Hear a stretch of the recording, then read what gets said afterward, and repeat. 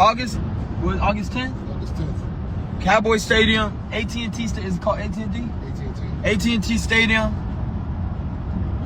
And live. Bro, it's gonna be crazy. It's gonna go nuts. Going up.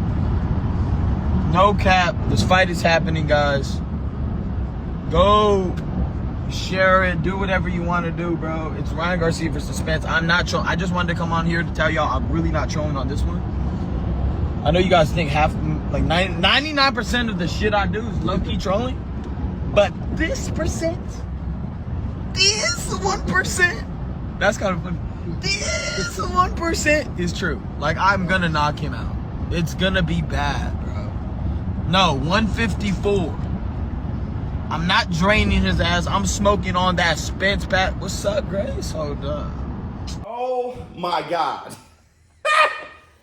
I'm sitting here enjoying a cigar on Mother's Day. I did everything I had to do for Ms. Biz, and I'm just sitting back in victory on my patio enjoying a cigar. And I'm getting hit by you guys on the DMs constantly. And I'm sitting here like, there can't be anything that important. Bro, it's Ryan Garcia versus Spence. I'm not trolling. I just wanted to come on here to tell y'all I'm really not trolling on this one. Like, I'm gonna knock him out. It's gonna be bad, bro. No, 154. And sure as shit, you got Ryan Garcia saying that he's fighting Errol Spence for sure, August 10th.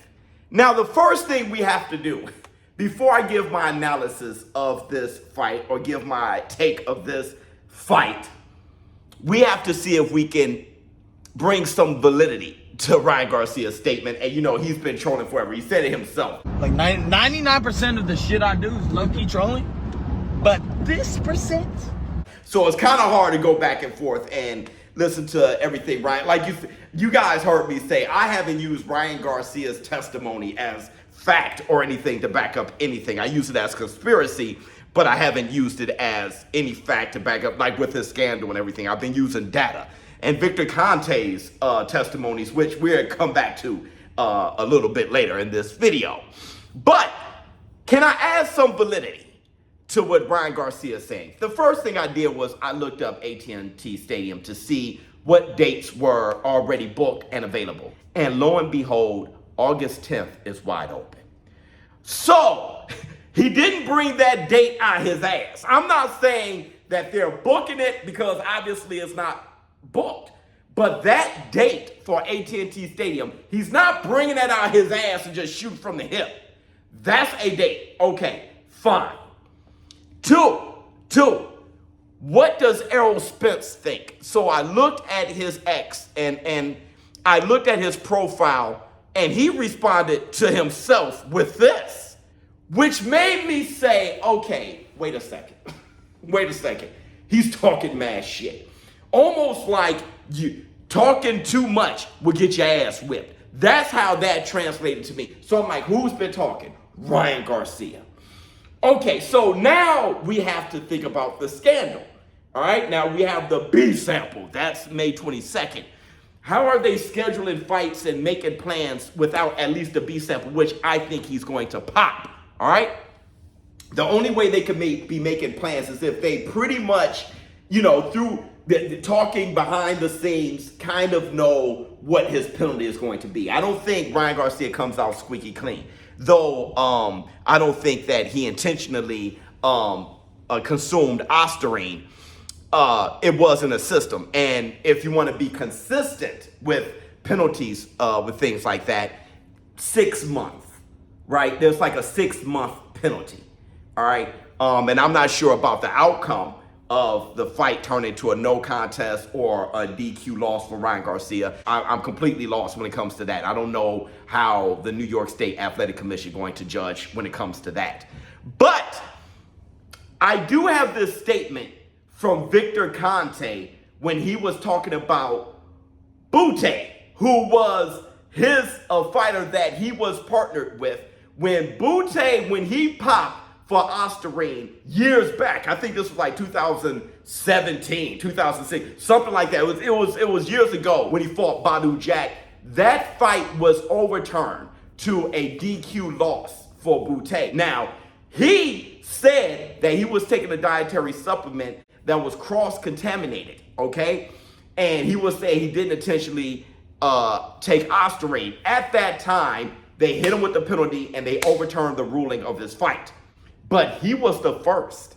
He was the first. Since then, you've had more and more combat sports athletes popping for this. And USADA comes out with that athlete advisory. We think it's being intentionally put in dietary supplements, maybe through contamination as well. Sometimes it's on the label, sometimes it's not on the label. And then with more data, they're like, there is cross-contamination.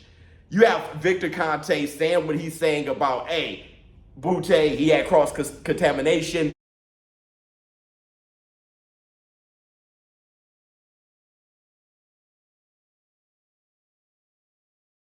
And then he says this.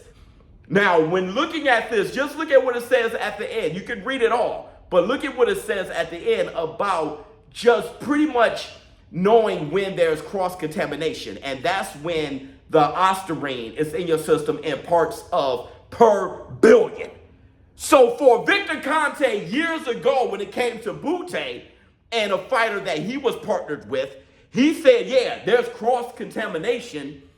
And you know, when the parts are per billion, with Ryan Garcia, he popped for 6 billionth of a gram. So it's in the billions. So you know that there's cross-contamination there, especially when he popped the last 2 weeks leading up to the fight. So even Victor Kante, once upon a time, before he was partnered with the Haney's, which can, you know, with that partnership, you know that he's on Team Haney. Once upon a time, he was saying cross-contamination when he was partners with Butte.